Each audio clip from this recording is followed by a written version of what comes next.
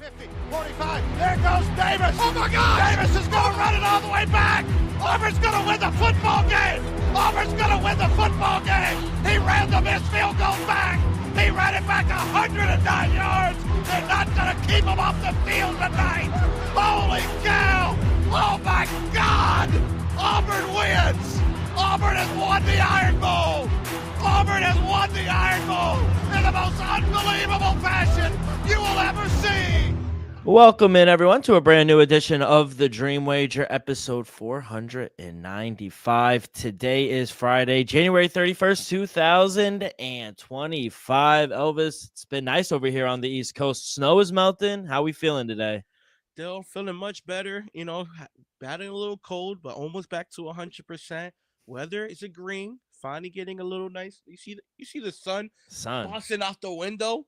So doing pretty good, getting ready for next weekend, Dill. Yeah, big weekend, Super Bowl 59 down in New Orleans. We'll have CT on. It's every Super Bowl we'll have CT on. It's just it's a celebration we always love here at the Dream Wager. We'll have him on next week. Next week we'll talk about the Super Bowl props, Gatorade color. We'll have a ton of props and official picks for it next week. But we got a great show for you guys today. We'll talk about the coaching cycle. Mike McCarthy taking his name out of the pool. I mean, Liam Cohen is just a weirdo. Duval. Did you seen the clip, right? Yeah. Is it cringy? Yes, but is it authentic? I'm going to say it's authentic. Oh, it's authentic. I don't doubt that it's not him, but I could guarantee right now they're going to be bad off of that statement. All right, put it like this. Realistically, is an 8-win season bad? For that team, yeah. If they don't win the division, yeah. Damn, it's like that. That's it? Okay, first year head coach, you got to win the division. You got to win especially the AFC South. I'm gonna say 8 wins, and then set year 2, 9, 10 wins. Year 3, you gotta win the division. Yeah, you don't win the division in 3 years, you gotta go. I mean, since we're talking head coaching, I mean, we talk Saints the only job left that's open for the head coaching for now. Mike McCarthy looking like he's not going to take the job. So I guess I'll ask you, who do you think will get the next head coaching job in New Orleans? They did interview offensive coordinator for the Eagles, Kellen Moore. He's going to be very busy this week preparing for the Super Bowl. But if they go out and win it, do you think he leaves? Like, what do you think happens? We saw Cliff Kingsbury. He's saying he's staying in Washington. I said this last pod, though. To me, it's not the most sexiest job. At the end, especially if you're going to be a first-time head coach, you want to go somewhere where, you have potential, you could build off. As of right now in New Orleans, what could you build off? You got Alvin Kamara. That's it. For NFL standards, he's an aging running back.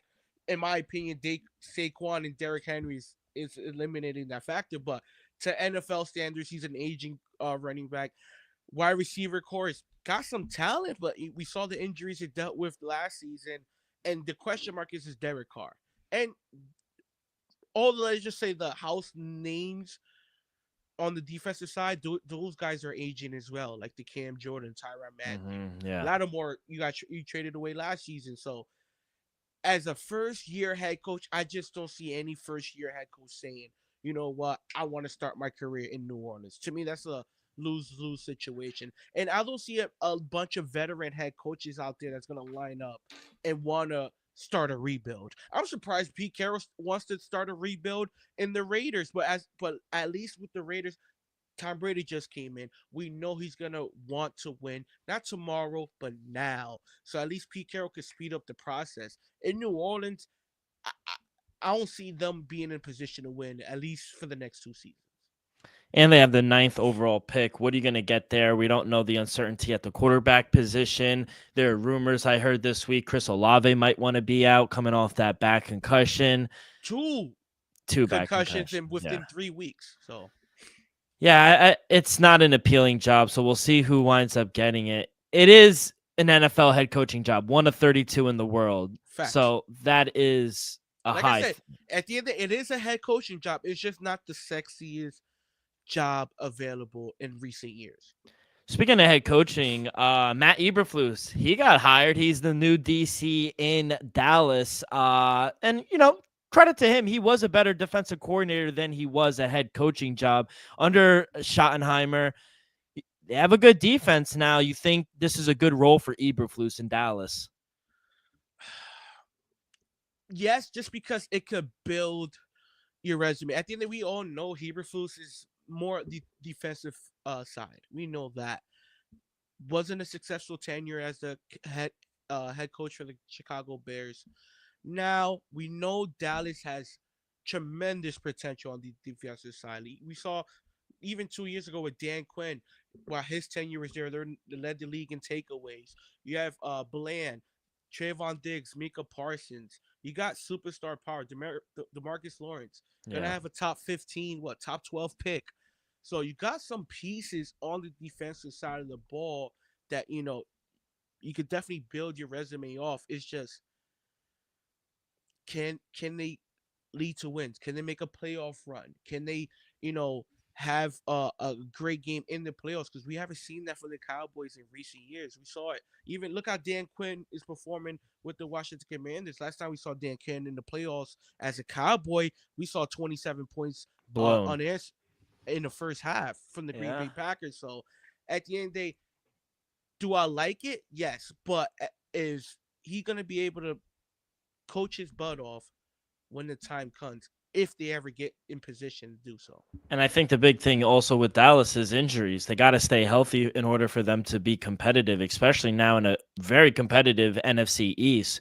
Redskins just made it to the AFC Championship. Eagles are in the Super Bowl, and the Giants, top 4 pick, top 5 pick, right? Yeah, they're rebuilding, but they got some talent over there as well. So we'll see. I do like the move. We'll just see if they could stay healthy.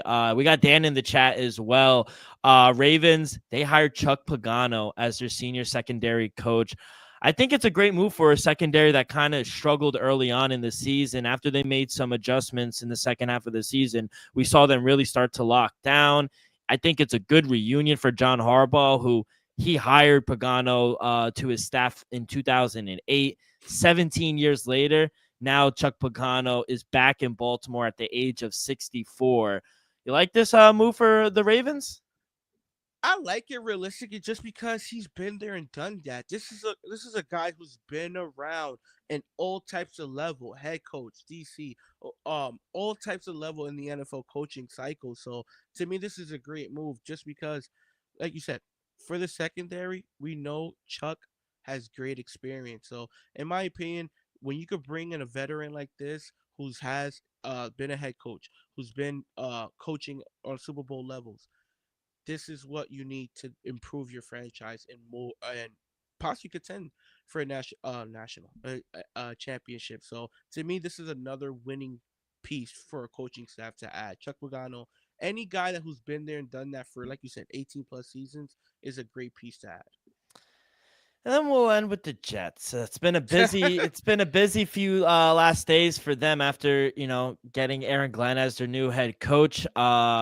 They bring over the Lions tight end coach, Steve Hayden, as their new offensive line coach. And they also agreed to bring over Steve Wilks as their defensive coordinator after sitting out last season. He's been a long-time coach in the NFL, respected assistant, former Cardinal head coach, now returns to Aaron Glenn's staff in New York.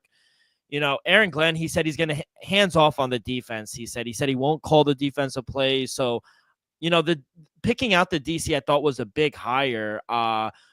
Steve Wilks, a former head coach, I think he could be a sounding board for Aaron Glenn in his first head coaching job. So this was a key priority, I think, for the team, getting a really good defensive coordinator. And Steve Wilks, he brings energy, maybe establish a culture in New York as well. And when he was with the 49ers defense in 2023, they ranked 3rd in rushing, 14th in passing, 3rd in scoring defense, 2nd in interceptions, 3rd in sacks.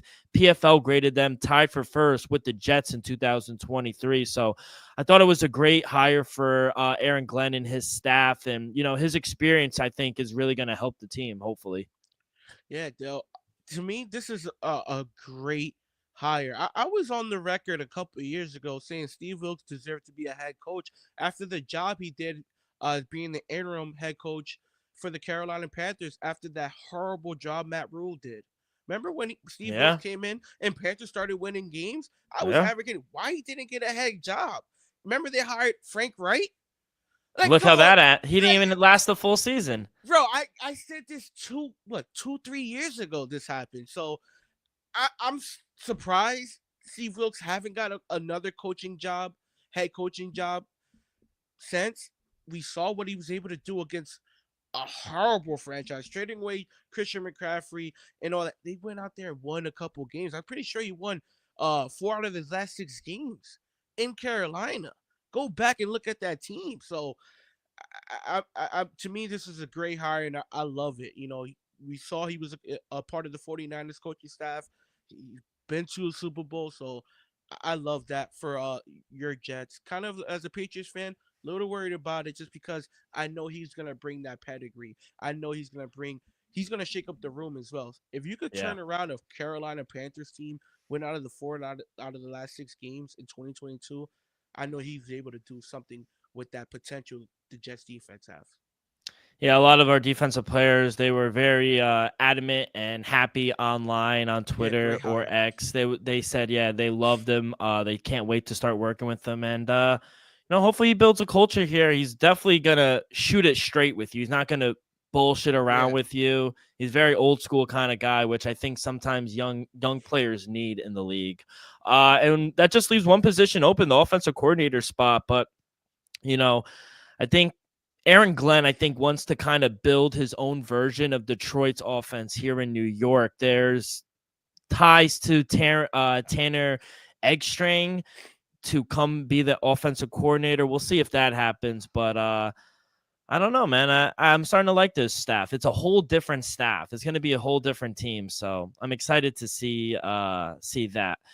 Let's go over to the NBA real quick before we get into these picks. But kind of shocking, I thought, when Shams came out the other day and basically said, Kings, they're open to talks or potential deal. All-Star De'Aaron Fox ahead of February 6th. That's next week's trade deadline. There are plenty of suitors, but it is believed De'Aaron Fox should have a big destination ahead of. He does become a free agent in 2026, but we don't even know if he'll get there. The team has had dozens of phone calls apparently to offer the Sacramento Kings a trade offer. What do you think might be the best fit for De'Aaron Fox if he gets moved? Best fit? That's a tough one, Dill. Best fit? Spurs? I will say better scenario than where he's at. Better situation. So I'm going to say best fit is either going to be the Houston Rockets, where I honestly think he could possibly be the number 1 option from the get-go. I know some of those young bulls are stepping up. We saw Dylan Brooks the other day hit 10 threes on him. I think with DeAndre Fox. That was crazy.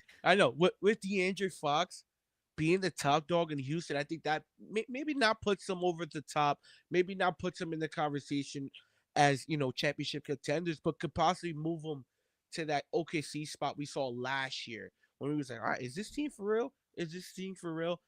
I think if Houston could pull that off, that will elevate them and be a force to reckon with. I'm not saying be championship contenders right away, but definitely elevate them. I think that'll be a great landing spot. And I hate to say this because I love Jamal Murray. But, his health, he's not doesn't look like he is what he once was. And he's still fairly young. It's just he deals with a lot of nicky-knack injuries. I think DeAndre Fox to the Denver Nuggets could put him back into that championship conversation as well. Him, Joker, be a scary sight. Will be a scary sight. So, in my opinion, it will be either the Houston Rockets or the Denver Nuggets. If I had to pick a team on the East, I say Darius Garland for DeAndre Fox. Even though you don't want to, mess up the chemistry Cleveland Cavaliers have right now, being the best record in the NBA. Wait, do they have? Yeah, having Yeah. the best record in the NBA. At the end of the day, Darius Garland is a nice piece, and I love what's going on in Cleveland. But if Cleveland wants to be where they at the end they want to go, is become NBA championship, DeAndre Fox puts you in a better position to contend for an NBA title.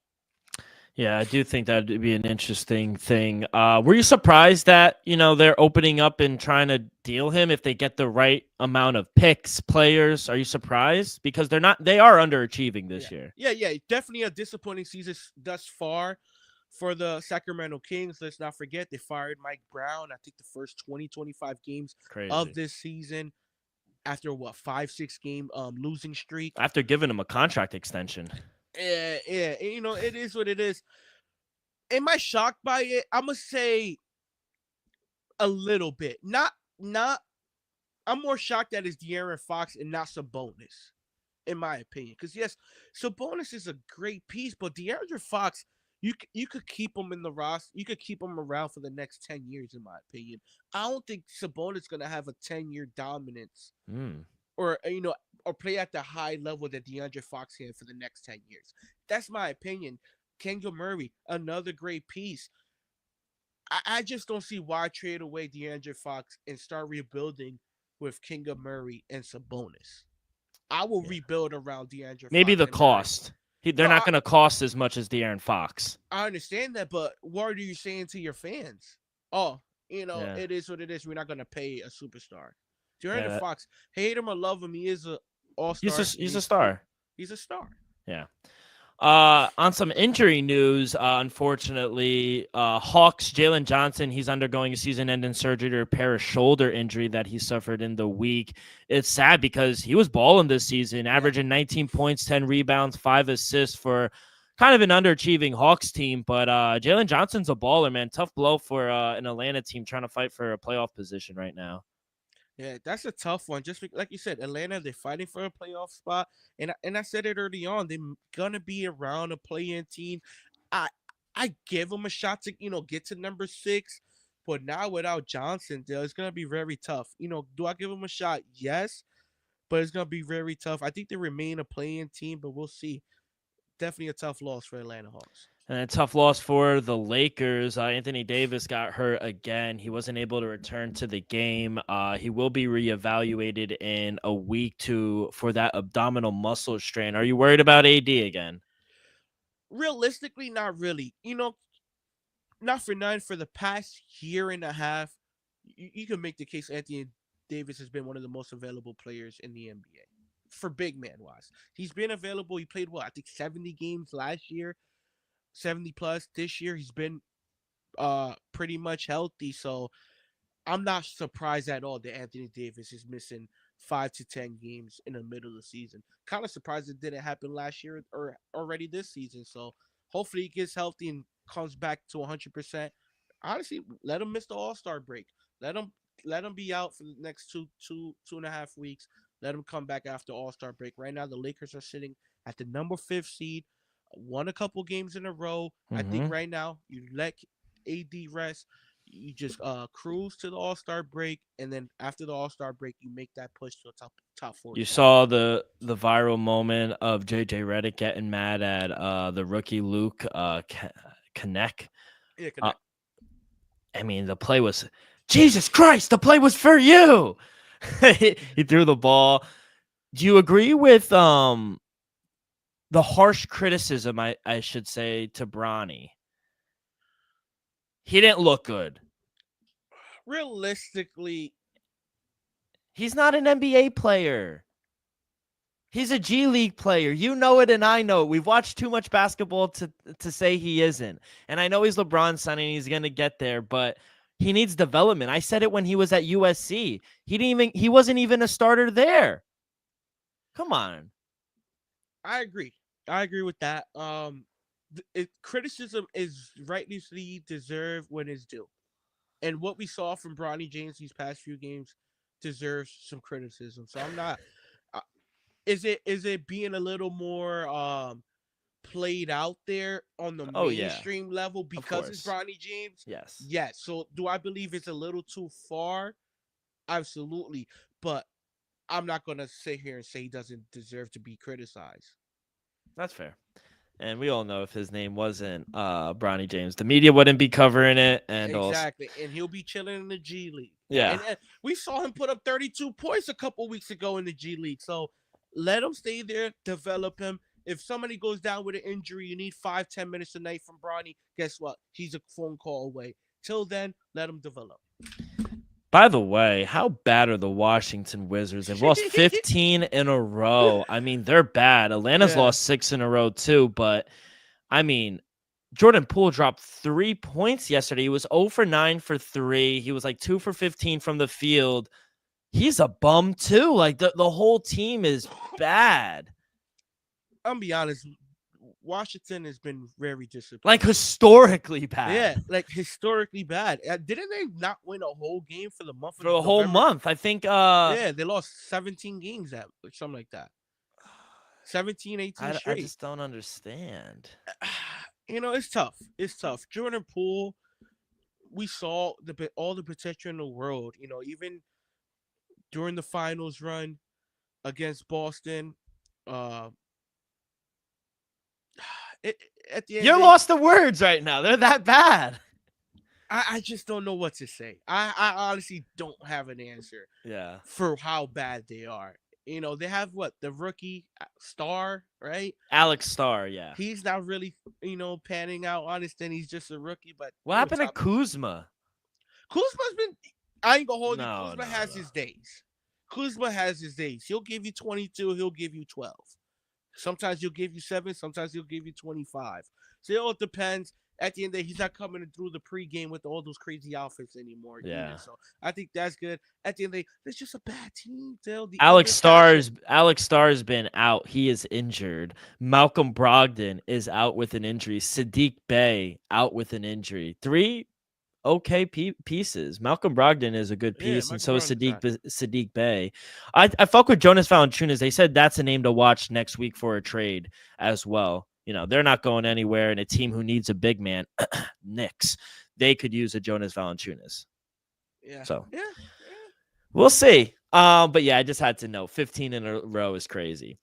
All right, kid. Before we get to our picks in the Pro Bowl, down in beautiful Orlando, Florida, a quick word from our sponsor. We're brought to you each and every episode by Viva Tequila Seltzer, the most refreshing hard seltzer on the market, hands down. There's no wonder why Viva was voted #1 hard seltzer in the world by San Francisco World Spirit Competition. With only 88 calories, 0 carbs, 0 sugar, and a light 4.5 ABV. Viva is the perfect drink for your post-game celebration as it was created with that active lifestyle in mind. We flavored tequila seltzer because flavor is the spice of life, and we like our drinks to just a kick, just like how we like our lives. Whether it's Huckleberry playing around the golf with the boys or a new flavor coconut watching the Pro Bowl, it doesn't matter. Our favorites pair perfectly with that Artisanal Blanco tequila for that subtle and refreshing drink. Our belief here at the Dream Wager and at Viva is to live long, live well, and live it up. All right, okay, let's get to the Pro Bowl. Before that, though, we do have the skills challenge, and we have dodgeball. Like, you could really bet on these. Like, the dodgeball is -115 both ways. The flag football game on Sunday at 3:00, -110 both ways. How do you even, first off, question for you, how do you even handicap a dodgeball game? That one, maybe in elementary school, I'll be able to give you some lines on that or probably help you out. Now, at this age, I can't do. As of right now, we don't even know the rosters for either conference. That's the problem too. So obviously the Eagles and Chiefs players aren't in. It's a lot of Ravens players. That's yeah. I don't know. There's a part of me that believes it's a more pride thing. Guys being competitive, wanting to win. It's like in high school or middle school where you're just doing it. It's who's gonna care more? It's like a circus out there. The Mannings. If there's an incentive, this side wins, they get $10,000 each for their charity or whatever. maybe some guys will go for it a little harder, but I just don't see. I think that they're gonna have fun. I That's think what the NFC is gonna win. Give me the NFC. Yeah, I think the NFC is gonna win just the because I flag think. football, Yeah, not the yeah, flag. dodgeball. No, dodgeball. Oh, see, Yeah, yeah, dodgeball. Just because, bro, I think they're gonna. They really matter. Like, I feel like they're looking for every opportunity to get over on the AFC. Oh, Patrick Mahomes, look at you guys. You think you're the best conference, this, that, and the third. I wouldn't go that far though. I honestly think it's gonna be like this guy don't like this guy don't like this guy. I'm gonna try to peg him in the face. Shit like that. I think Yeah. that's what's gonna be like. You know, so it's interesting. It's fun. I like me personally. I like the quarterback throwing challenge. I think that's always cool. The kicking challenge. Yeah, the Yeah, passing the test. Yeah. yeah. So like I like those challenges. I'd rather. Your boys in it. It's Joe for the AFC. It's Joe Burrow, Drake May, and Russ. For the NFC, it's Sam Darnold, Baker Mayfield, and Jared Goff. Oh, the AFC winning it. Yeah, AFC Russ, at minus yeah, 115. yeah. I'm gonna take it. Give me the AFC to win the passing challenge. Yeah, Russell Wilson could still hit the deep ball, and Drake May. Russell Wilson plays second base for the Rangers. He got the accuracy. Stop playing, man. Yeah, no, this one was easy. Yeah, Joe Cool, Russell Wilson, and Drake May. Yeah, I'm taking the AFC at minus 115. You also have the satisfying catches too, with Justin Jefferson as well, Mike Evans, Jamar Chase, George Kittle. I don't know. Maybe the NFC. They just have so many good wide receivers here. Yeah, the AFC only had Jamar Chase. Yeah. Yeah. And then there's one more game. It's called the relay race. This might be one of the tough. Yeah. Tyreek is in it. Let me see. Tyreek in it. Give me the AFC. Jonnu Smith, Russell Wilson, Joe Mixon, Jonathan Taylor, Jahmyr Gibbs, Bijan Robinson, and Malik Nabers. Oh, NFC. NFC, yeah, minus 115. Jahmyr Gibbs, Bijan Robinson, and Malik Nabers. That's a lot. I do Nabers, Jahmyr, Bijan, ends it. Yeah, give me the NFC. Final leg, yeah, NFC. Yeah, give me the NFC. See, we're giving out some plays. People be like, "Oh, Pro Bowl." We're trying to make money. AFC for the passing, NFC for the 200-meter run. Yeah. And the dodgeball, I am going NFC. Now the flag football game. Minus 110 both ways, not minus 115. I don't really got to pay too much chalk now. Flag football game. Who are you going with? Give me the over 88 and a half. Oh, wow. I want to see 100 points scored. I want to see at least 2 to 3 pick sixes. Wow. I just want to see fun football being played. That's all. I don't want to see nothing too serious. It's flag football. We know this ain't the Pro Bowl in Hawaii anymore. So I just want to see something entertaining / fun. Let's see over 100 points. It was funny because I was actually leaning under. How boring of a play would that be to take the under? How boring is this guy? Yeah, to take the under, but 88 points is crazy. I just feel like that's just a lot of points. It's going to be 28 just off pick sixes. Remember, it's only 50 yards. Yeah, they're really not playing anymore. Do you miss the old Pro Bowl where they usually try? All right. Realistically, the only Pro Bowl hit that I ever was like, you know what, was Sean Taylor. Yeah. And that was like before I was really know what was going on. Like I saw it, but I wasn't really paying attention. I didn't get to admire it like I would now. Yeah. Sean Taylor was out there trying to play football. Guys out there not trying to play football. No, not anymore. Me personally as a fan, I'd rather see them be entertaining and have fun than a bunch of guys and some guys trying to play football and some not trying to play football. All right, kid. Well, good luck. The challenges are on Thursday, and then the flag football game is on 3:00 Eastern on Sunday. So a little preview before we get a little appetizer before we get to Super Bowl 59 in New Orleans next week. Let's go to the NBA, kid. 7 games here on a Friday. We do have lines up for 5 of the 7 games. What are we feeling here for a Friday? Yeah, I'm gonna just say today's plays real quick for anybody listening live. I'm gonna take the Lakers -8.5 against the worst team in the NBA, the Washington Wizards. No Anthony Davis, no problem. Give me the Lakers -8.5 on the road. Next game, Houston Rockets taking on the Memphis Grizzlies. To me, this is a prime game tonight in Memphis. Give me the Houston Rockets +5. I think it's gonna be a close one. Wouldn't be surprised if Houston thugs it out and pulls off the upset. And then my last play of the night, Orlando Magic taking on the Portland Trail Blazers. Magic struggling a little bit. Blazers playing pretty good ball. Give me the Blazers +5.5 at home. They've been turning around lately. I'm not saying watch out. All I'm saying is they've been playing competitive basketball. Gotta watch out for the Portland.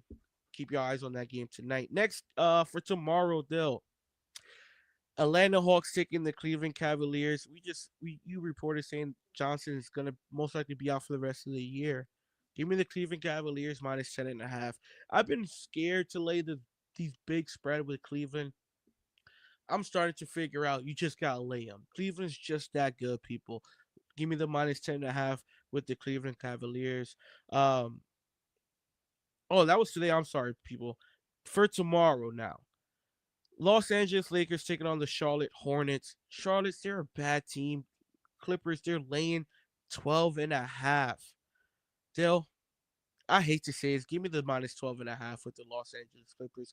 I hate to lay giant spreads like this on the road, but Hornets are just that bad of a team. Clippers, they've been rolling. They've been playing good ball. Give me the Clippers -12.5. Next game, Milwaukee Bucks taking on the San Antonio Spurs. Spurs catching 3 at home. Give me the Milwaukee Bucks -3. You even said it a couple pods ago. Bucks starting to come along, playing good ball. Got to give Yeah. them a little credit. Dame and company playing good ball. Got to give them credit. So give me the Milwaukee Bucks -3 on the road. Next game, Boston Celtics taking on the New Orleans Pelicans. Pelicans catching 10 at home. They stink. They stink, and they don't got Dylan Brooks. Give me the Celtics -10 on the road. It is shocking how bad this Pelicans team. I understand they've been dealing with a lot of injuries, but still disappointing how bad they've been looking. Then my last play. Do they trade Zion? Maybe not this year, but they gotta let him go eventually. Eventually, most likely, yes, eventually. Okay. And then my last play of the day will be 10 o'clock start. To me, this is gonna be a great game. Phoenix Suns take on the Golden State Warriors. Basically, I had to pick them. Phoenix catching one, Golden State laying one. Good comeback win last night. The Warriors, they beat OKC. Yeah, they did beat OKC, covering the big numbers. I think OKC was 9.5. Look at that. Give me the Phoenix Suns still on the road. They lost the other night against the Timberwolves. I think they bounced back here. Golden State, they were in Milwaukee. They'll win. Look, perfect example. They won an impressive home game against one of the best teams in the NBA, if not the best team in the NBA, Oklahoma City Thunder. Still, I wouldn't be surprised if they lose this game by double digits after an impressive win last night against OKC. So give me the Phoenix Suns on the road as a short dog. A lot of steam picking up for the Phoenix Sun to get Jimmy Butler. Do you think that's a possible destination for him? Is it possible? Yes, but it's impossible if Bradley Beal doesn't lift his no trade clause. No deal is gonna get done without Bradley Beal unless it's the Suns shockingly trade away Devin Durant. Booker. No, Kevin Durant. Or Kevin Durant. I don't think they trade Devin Booker. He's like a cornerstone guy that they drafted. They're more likely to trade Bradley Beal or Kevin Durant before D-Book, in my opinion. Yeah, but it has to be Bradley Beal. You need to talk about some type of payout option or something, because right now, the way the Phoenix Suns are constructed, they're not a championship team. With Jimmy Butler, I'm gonna put him in that conversation. I like Jimmy Butler. I think he's a great player. He's won the conference twice now, the Eastern Conference twice. But he is a cancer. Like at a certain point, we have to admit that he's just not a good locker room guy, right? I think that's fair to say at this point. History tells you, I'm gonna be honest, he might be the problem. He might be a little toxic, But hey, maybe some locker rooms need that little toxic energy deal. One guy who was very toxic, and guess what? He demanded excellence, was the one great one Michael Jordan did. Yeah, You, that's a fair point. Jim, Gambler too, degenerate. Jimmy Butler expects a certain type of level when it comes to practice and comes to the game. And I can't be mad at him for feeling that type of way.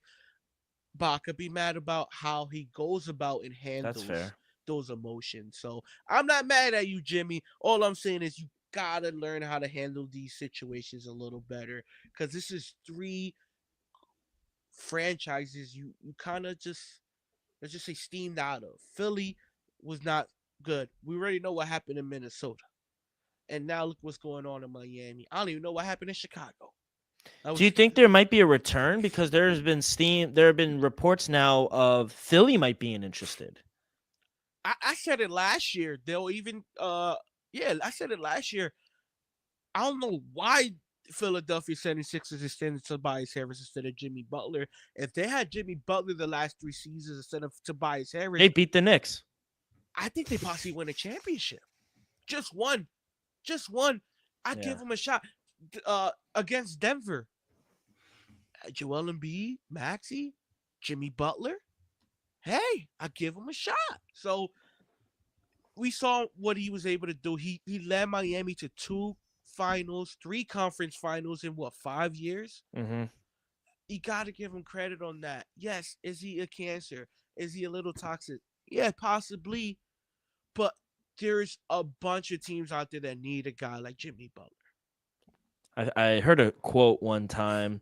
We're all a little crazy. We just have to find our own crazy that goes alongside of us. So you just got to keep searching. I saw a crazy stat yesterday on Joel Embiid.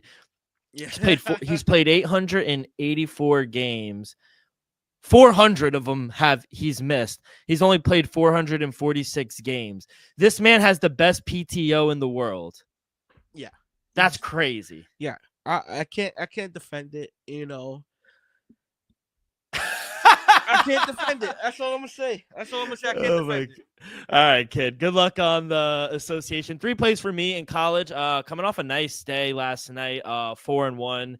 I got 3 plays for you. Youngstown State at home against Wright State, laying the 1.5, 6:30. North Dakota State, little North Dakota versus South Dakota. North Dakota -2.5 at home, and then on the road, UTEP catching 3.5 against Western Kentucky. I think the wrong team is favored. +3.5. I think UTEP is live outright as a dog as well. 3 quick plays for you on the way out. But kid, nice short, sweet episode for you guys for the weekend. Next week, we're locked and loaded. Super Bowl 59. We'll have CT on. Any last words for you before we get out of here? Let's just have a great weekend. Hopefully the sun keeps busting for a few more days. And let's just be ready for next week, people. Yes, sir. Good luck this weekend. God bless. Next week. Peace.